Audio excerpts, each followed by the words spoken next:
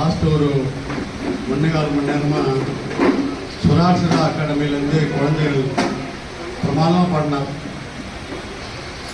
குருவோட சேர்ந்து பாடுறதுக்கு ஒரு பாக்கியம் வரும். ஏன்னா சாதாரணமாக குருவோட பாடுறது ஒரு பயம் இருக்கும் குழந்தைகளுக்கு. கற்றுக்கும் போது வேறு விஷயம், கச்சேரி பண்ணும்போது குருவோட பண்ணும்போது சரியாக வருமா நல்லா பயப்படுவா. அந்த பயம் இல்லாமல் எல்லாருமே பிரமாதமாக பாடினேன். ராஜேஸ்வரி கோவிலுக்கு ஒரு பிரசித்தம் உண்டு. என்னென்னா ராஜேஸ்வரி கோவிலில் பாடியாச்சுன்னா ultimately they will sing in Music Academy. Raja Annamalai பண்ணுறோம் அந்த மாதிரி பெரிய இடத்துல பாடுவான். நிறைய பேர் இது நான் பொய் சொல்லலை, உண்மையாகவே இங்கே பாடினவா பெரிய இடத்துல கச்சேரி பண்ணி அந்த ரெக்கார்டு இருக்குது எங்கள் கோவிலுக்கு. அதனால் ஒரே ஒரு ரிக்வஸ்ட் என்னென்னா அந்த குழந்தைகள் வந்து விடப்படாது கலையை. பாடுற கலை, ஆடுற கலை, நாட்டியம் இதெல்லாம் வந்து எல்லாருக்கும் வராது. அது பகவான் வந்து ஜாதகம் எழுதும் போதே போட்டிருந்தா தான் வரும். அதனால் அது ஆரம்பிச்சாச்சுன்னா விடப்படாது. சிலவா என்ன பண்ணுவாங்கன்னா 10th வந்துட்டு 12th வந்துட்டு படிக்கணும், எனக்கு டைம் இல்லைன்னு சொல்லி விட்டுடுவாங்க. தயவு செஞ்சு விடாதீங்கோ. இதை பரிசு பண்ணிட்டே இருக்கோம். பேரலாக என்ன படிச்சாலும் பரிசு பண்ணுங்க.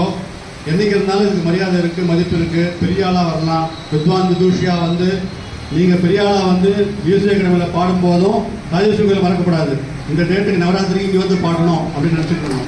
சரியா?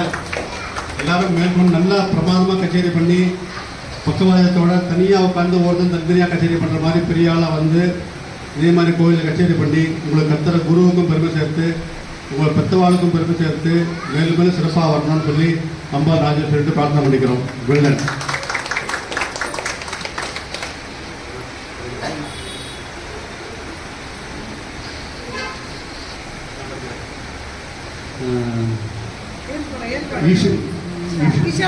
ஈஷானா கணேஷ் சேஷி.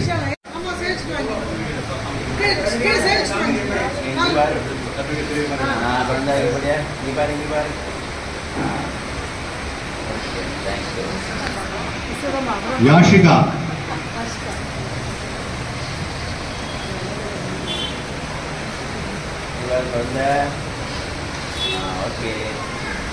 சம்யுக்தா.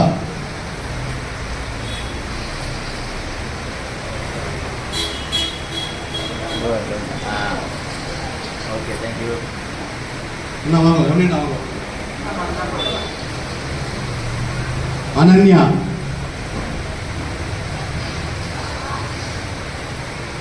Kibar benda.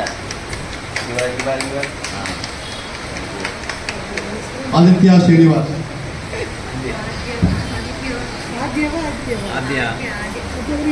தான் எழுதுறேன். கிவர். ஷியாம்.